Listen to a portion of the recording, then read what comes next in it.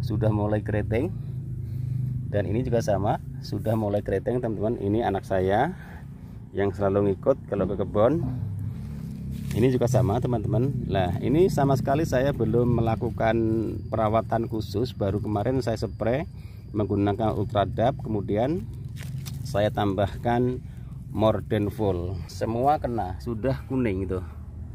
Daunnya sudah kuning semua. Dan ini juga sama, sudah kuning. Jadi setiap lubang tanam itu kuning semua teman-teman. Ini juga lebih parah lagi nih tuh kuningnya. Nah, ini nanti apakah bisa sembuh ataupun tidak, makanya teman-teman tonton videonya. Jika berhasil, berarti pupuk yang saya rekomendasikan itu sangat bagus sekali, teman-teman bisa dicoba.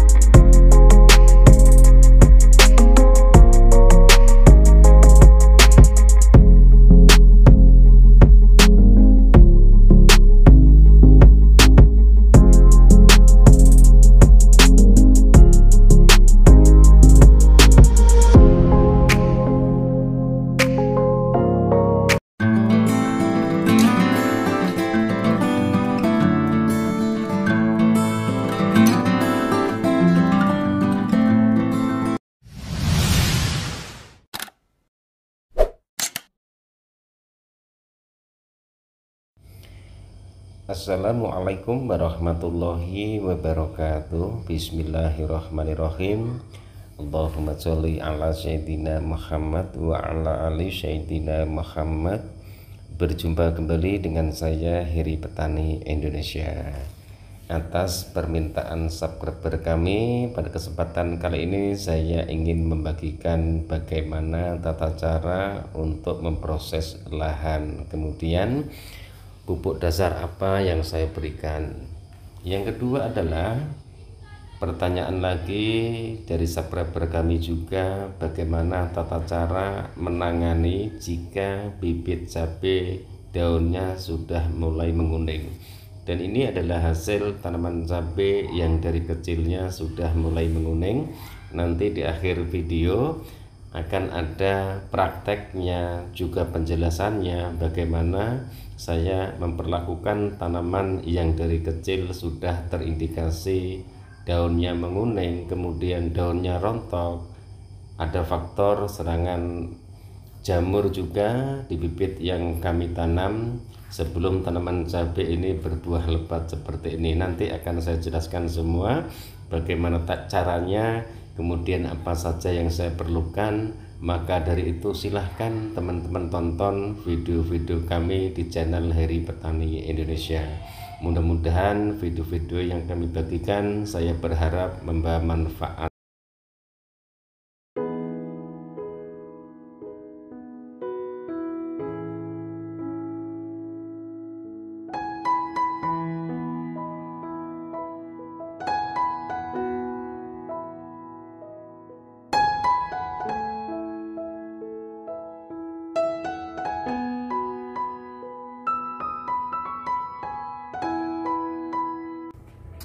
Ini teman-teman, setelah pupuk dasar saya taburkan ke bedengan ini, kemudian langsung saya tutup. Jadi nanti kapur dolomitnya itu setelah penutupan ini selesai, nanti baru saya taburkan kapur dolomit. Ini sekamnya. Jadi sekam ini solusi buat teman-teman semua jika kondisi tanahnya itu lengket, jadi bisa menggunakan sekam. Tapi usahakan sekam ini diaduk sampai rata teman-teman, jangan hanya di atasnya ini. Dan ini satu gawangan ada yang dibongkar oleh saudara kami. Ini belum jadi ini. Untuk ukuran bedengan sendiri teman-teman ini 95 cm, kemudian jarak antar bedengan 95 cm juga. Ketinggian bedengan disesuaikan saja karena tanaman cabai ini saya tanam di lahan kebun, jadi tidak terlalu tinggi, sekitar 35 cm. Dan nanti setelah pupuk dasar ditabur, kemudian dolomitnya ditabur, bentuk bedengan secara sempurna sudah jadi semua, diukur kanan kirinya. Kalau saya seperti itu, tunggu 1 sampai 7 hari baru dilakukan penutupan menggunakan plastik mulsa. Ini dan lahan ini juga bekas tanaman semangka dengan tanaman cabai. Ini langsung akan saya jadikan budidaya tanaman cabai. Nanti kalau memang benihnya sudah bisa dipindah tanamkan. Kemudian perlu diingat teman-teman, setelah bedengan ditutup menggunakan plastik mulsa, usahakan tunggu 1 sampai 2 hari baru dilakukan pelubangan. Setelah dilubangi, tunggu terkena air hujan dulu. Tujuannya apa? Agar lubang tanam itu sudah padat terkena air hujan. Nanti untuk mempermudah, setelah bibit sudah dipindah tanamkan, posisi tanah itu sudah kuat, tidak mudah lagi bibit itu mereng ke kiri ataupun ke kanan. Kemudian setelah seperti ini, nanti biasanya kalau sudah terkena air hujan baru saya lakukan penutupan menggunakan plastik mulsa. Silahkan tonton videonya, nanti akan saya jelaskan semua bagaimana tata cara kami untuk menangani penyakit trip, virus kuning dan juga virus Gemini. Walaupun tidak sembuh 100%, tapi hasilnya di awal video tadi tanamannya sangat subur sekali. Walaupun daunnya kuning, produktivitas buahnya tidak berkurang sama sekali. Ini kondisi bedengannya seperti ini. Saya itu kalau menanam cabai itu harus benar-benar rapi.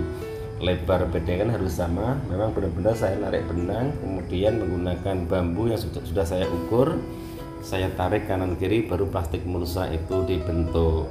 Dan seperti biasa, saya selalu dibantu oleh saudara saya untuk melakukan pencangkulan, kemudian pemasangan plastik mulsa. Karena saya sendiri tidak bisa melakukan, hanya memberi instruksi saja. Terkecuali penyepraian, pemupukan, peracikan pupuk, semua saya lakukan sendiri. Mulai proses lahan itu saya melibatkan saudara kami, pemasangan plastik mulsa, pencangkulan, semua itu saudara kami. Ini kondisi bedengannya seperti ini. Nanti setelah ini baru dilakukan pelubangan plastik mulsanya. Makanya ditonton videonya agar teman-teman tidak gagal pemahaman, karena niat kami di sini ingin belajar bersama dengan sahabat-sahabat tani semua. Dan tata cara untuk melubangi bedengan cukup mudah sekali. Saya beli alat ini, tapi tidak harus seperti ini. Teman-teman juga bisa bikin sendiri dari kaleng, kemudian dikasih arang, dikasih api, setelah panas baru ditusukkan. Tujuannya agar lubangnya itu benar-benar rapi. Jarak antar tanaman ini 60 cm, jarak ke kirinya 50 cm. Nanti ini ditanami tanaman cabai semua. Oke teman-teman, nanti setelah itu pindah tanamnya tidak saya lakukan, langsung ke pengobatan bibit yang terkena penyakit bule, kemudian daunnya rontok dan juga keriting.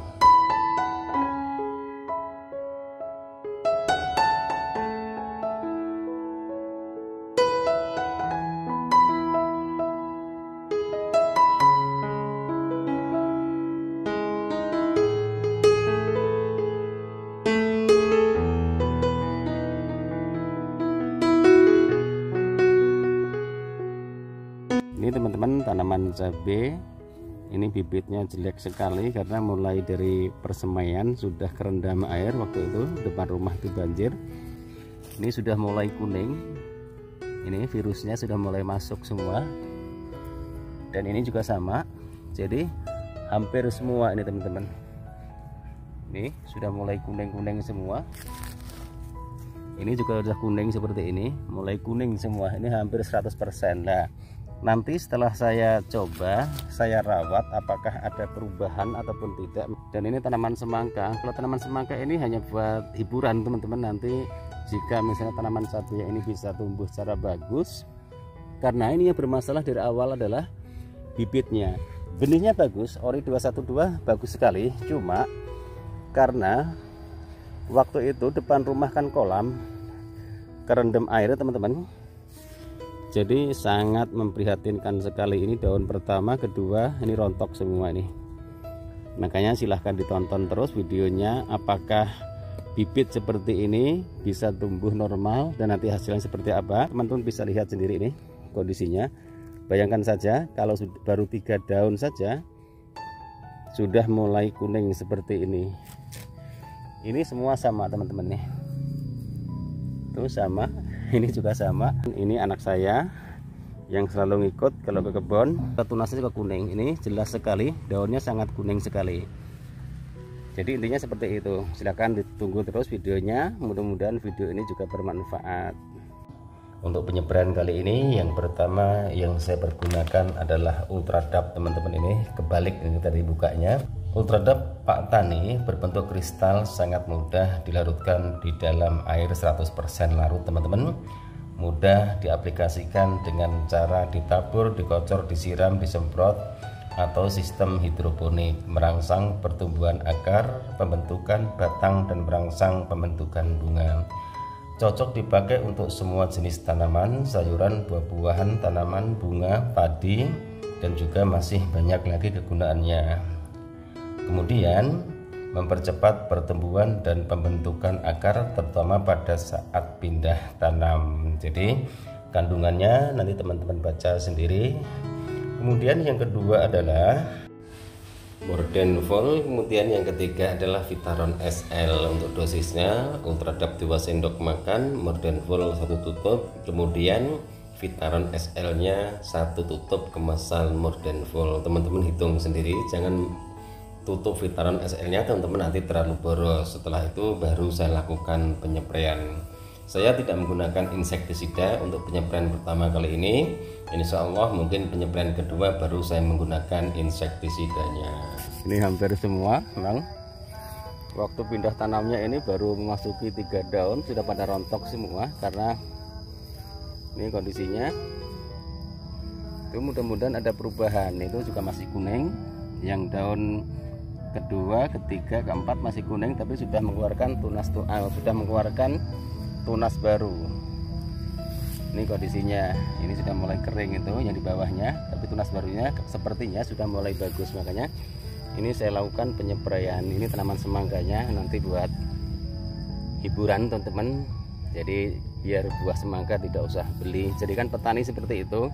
Jadi kalau bisa mungkin buah-buah itu tidak usah beli. Lakukan penyepraiannya dulu dari sebelah sini.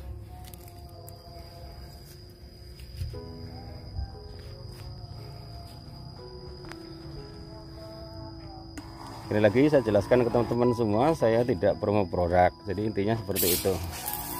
Jadi dari jauh-jauh aja teman-teman sini. Yang penting mengenai. Jadi langsung ke tanamannya aja teman-teman. Ini. Jadi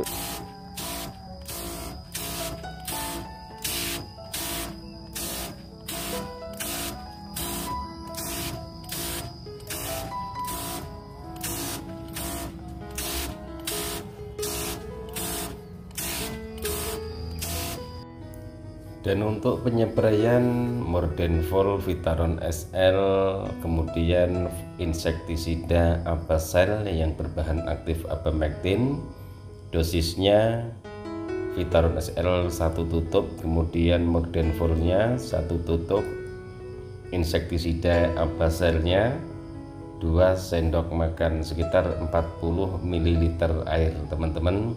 Intervalnya 7 hari sekali sampai tanaman cabai tersebut memasuki fase generatif. Oke teman-teman, itu permintaannya sudah saya penuhi, proses lahannya, kemudian tata cara kami untuk mengobati penyakit keriting, bercak daun, dan juga penyakit-penyakit yang membuat tanaman cabai itu daunnya terjadi kerontokan. Hasilnya juga seperti ini, walaupun tidak 100% sembuh total, tapi sekitar 95% tanaman cabai itu tumbuh secara optimal. Terima kasih, mudah-mudahan video ini bisa menjawab permintaan subscriber kami. Berharap dibuatkan video dari proses lahannya, kemudian penutupan plastik mulsa, dan juga tata cara menangani bibit yang sudah bermasalah. Saya hanya menggunakan Vitaron SL, kemudian Mordenfol Ultradap, dan juga insektisida Abasel. Videonya di tanaman ini sudah saya buatkan playlist, silahkan dicek saja. Judulnya adalah Tata Cara Merawat Tanaman Cabai Ori 212. Di situ dari mulai proses lahannya, pencangkulannya, pindah tanamnya sudah ada semua. Silahkan teman-teman cek.